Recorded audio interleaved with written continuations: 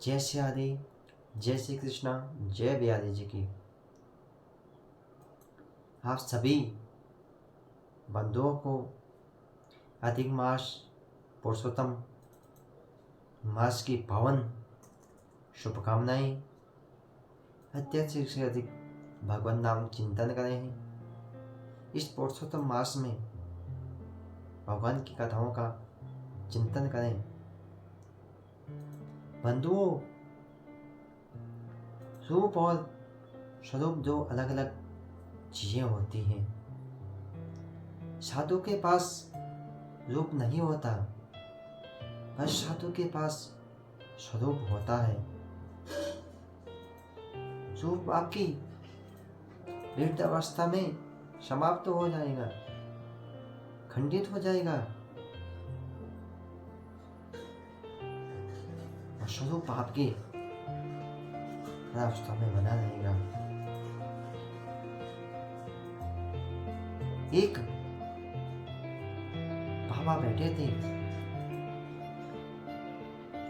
बाल लंबे थे, कपड़े भी कुछ ढंग के नहीं थे। रूप उसके पास नहीं है, पर स्वरूप है। रूप किसी को राष्ट्रीय बना सकता है,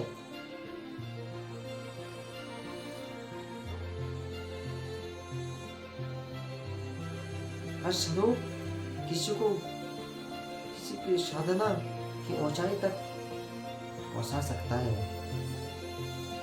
आपके रूप और शारीरिक को कामी, आपका रूप और शारीरिक को कामी और सारी कामी तो बना सकता है जो आपकी और कोई दृष्टि को देखकर तैयार है, जो आपकी और कोई दृष्टि से देखने को तैयार है। क्या आपके रूप ने शख्सियत को बनाया है? क्या आपके रूप ने किसी कालिदास को पैदा किया है? क्या आपके रूप ने किसी तुलसीदास को पैदा किया है? जो अपनी पत्नी के रूप पर मुक्त था और अपनी पत्नी, उसकी पत्नी कहती है, तार मांस के देह में तासो इतनी प्रीति, ता प्रीति रामेशो भवेति विनिश्चति। क्या आपके शोध ने एंड फैलो पैदा किया है, निष्ठे को पैदा किया है? बहुत अलग चीज नहीं हो। रूप खो जाए और स्वरूप का प्राकट्य हो, ये दो अलग चीजें हैं। वाल्मीकि जी ने जानकी के रूप को देखा, स्वरूप को देखा। उनके मन में बहुत देर से अकुलाहट थी, जैसे भागवत जी को की कथा से में व्यास जी ने नारद जी की प्रेरणा से भागवत का निर्माण कर दिया, और मन ही मन व्यास जी के मन में यह द्वंद्व चल रहा है कि इस कथा को बांटेगा कौन, इस कथा को सुनेगा कौन।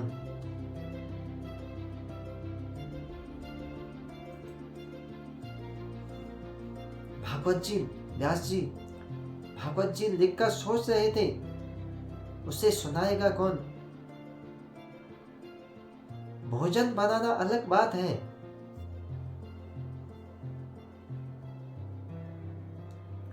और भोजन खिलाना अलग बात है।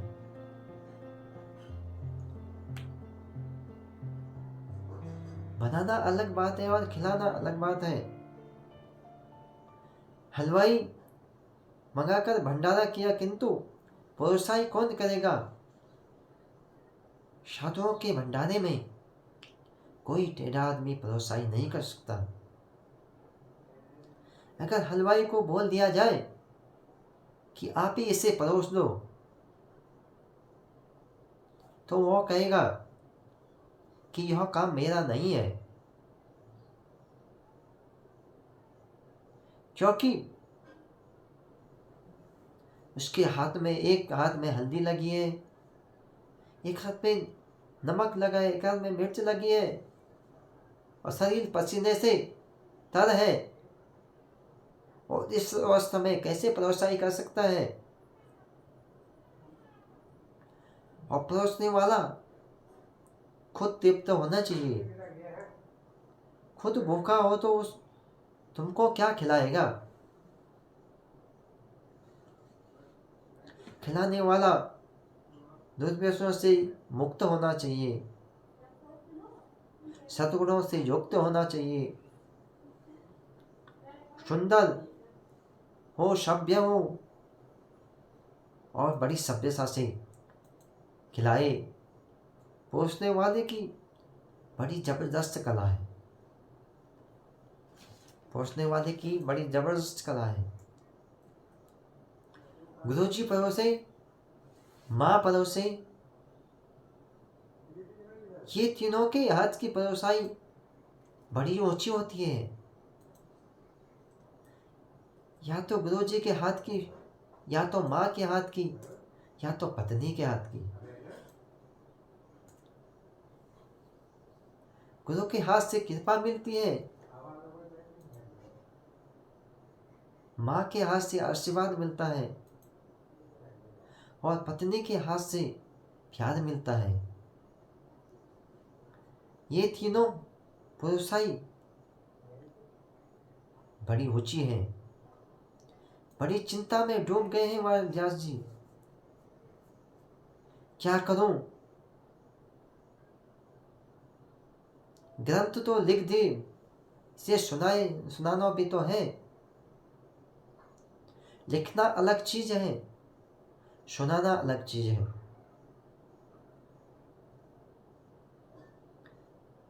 लिखना गलत लिख जाए तो आप उसे रबड़ से मिटा सकते हैं, दोबारा लिख सकते हैं।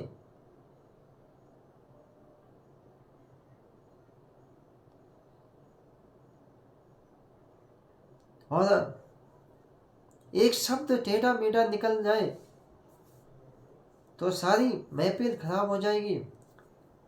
एक शब्द अशब्द निकल जाए तो जिंदगी भर माफी मांगते रहोगे कि मेरा यह मतलब नहीं था, मैं यह बोलना नहीं चाह रहा था, बस एक लाइन गलत कहनी है, बस सारे संबंध में विष घुल जाएगा, सब गड़बड़ हो जाएगी। बोलना बहुत सावधानी की चीज है। लिखने में सोचने का भी मौका मिल जाता है।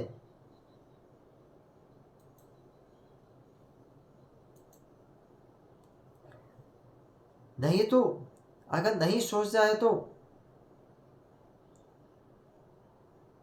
आज फिर सोचेंगे और कल लिखेंगे।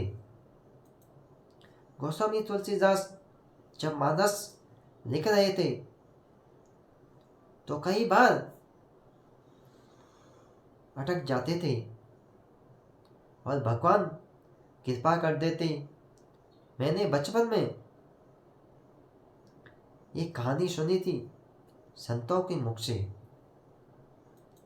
गोस्वामी जी एक चौपाई लिख रहे थे, मंत्र महामुनि मुनि विषय ब्याल की, मंत्र महामुनि विषय ब्याल की, मंत्र महामणि मुनि विषय ब्याल की। कुछ दूरी पर एक दंपति की नई नई शादी हुई थी और नई शादी के कुछ दिन बाद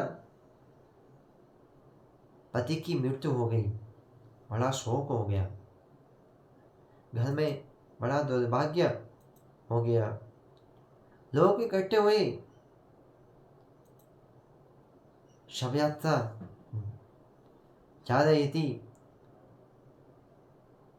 पत्नी परम भक्त थी। जो भक्त होता है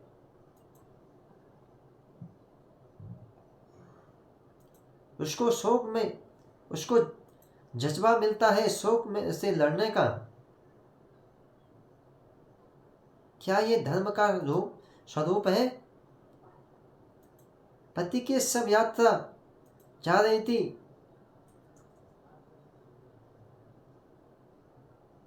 गोस्वामी तुलसीदास जी की सामने कुटिया आई।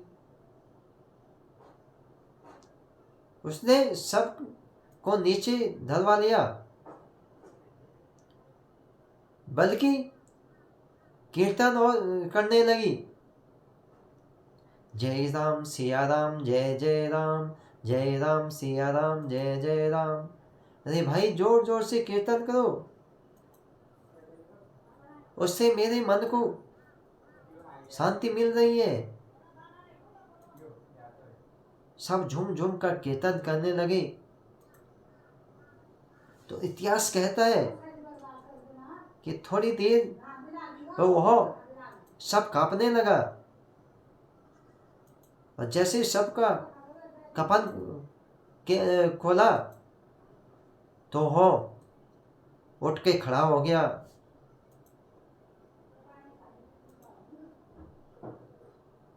और लोग जोर जोर से कीर्तन होने लगा। कोई लोग नाम की जय करने लगे, कोई लोग गोस्वामी जी की जय करने लगे, कई लोग भाग्य की बात करने लगे, कई लोग ईश्वर की बात करने लगे। थोड़ी देर बाद जब भीड़ छटी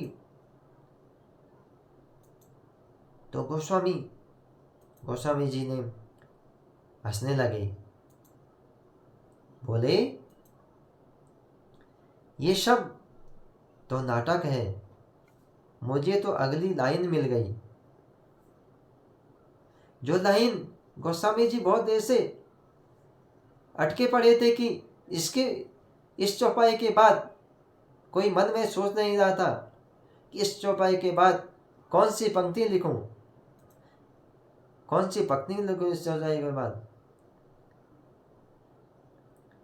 तो गोस्वामी जी को अपनी अगली पंक्ति मिल गई। मंत्र महामणि विषय ब्याल की के नेतेन कठिन को अंक भाल के, नेतेत कठिन को अंक भाल के। लेकिन लिखने में ये सुविधा है, कहना बड़ी जबरदस्त चीज है। मैं वही कह रहा हूं जो वाल्मीकि जी ने लिखा है, पर अपने राजों पर रखकर आपको दे रहा हूं। सब्जी वाले का काम इतना ही तो है कि सब्जी तो प्रकृति देती है, पेड़ देता है। सब्जी वाला क्या देता है? वह तो नाप देता है। मनन कीजिए, ध्यान कीजिए, मैं क्या कह रहा हूं। आलू उसने पैदा नहीं किया, सब्जी तो पृथ्वी ने पैदा की, उसने केवल नाप दिया। जितना तुम्हारे पास धन था उसने उतना नाप के सब्जी तुम्हें दे दी। ये ज्ञान तो शास्त्रों ने दिए पैदा किया है। हमारा काम तो नापने का होता है। आप में जितनी श्रद्धा है उतनी शास्त्र की बात आपको देते हैं। यही शास्त्रों का काम है। वाल्मीकि जी परेशान थे इतिहास समझिएगा, इतिहास समझिएगा। नारद जी ने मुझको कथा सुना दी। उस क्रौंच पक्षी की वजह से मुझे श्लोक मिल गए।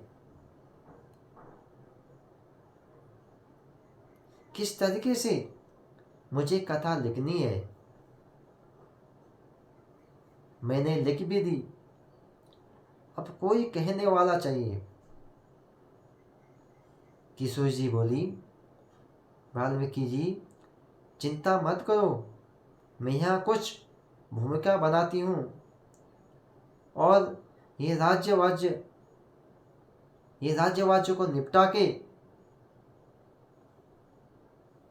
और मैं जंगल चल रही हूँ, तुम्हारे पास आ रही हूँ और अपने हृदय में जो पैदा हुई करुणा है,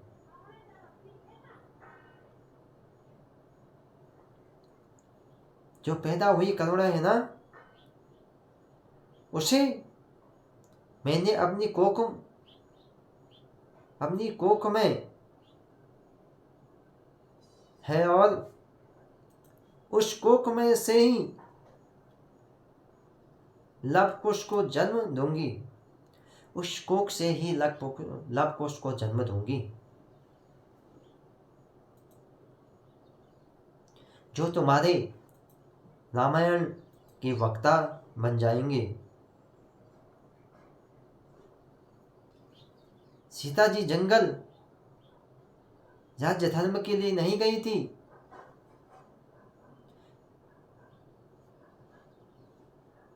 सीता जी जंगल राज्य धर्म के लिए नहीं गई, बल्कि वाल्मीकि पर अनुग्रह करने के लिए गई है।